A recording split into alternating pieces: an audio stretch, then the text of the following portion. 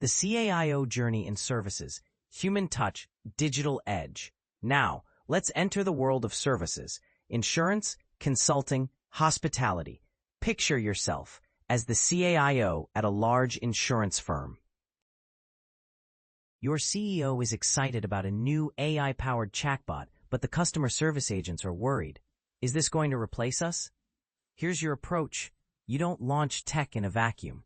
Instead, you convene a workshop with agents and AI engineers. You ask, what questions slow you down? Where do you spend most of your time? The agents explain that 80% of their calls are routine, but the last 20%, the tough cases, require empathy, judgment, and escalation.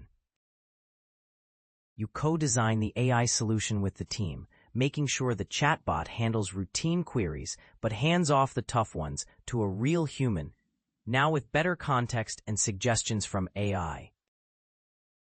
You pilot, measure results, and share stories.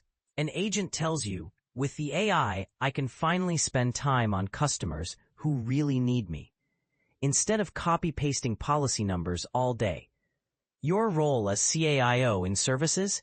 You elevate, not eliminate, human experience.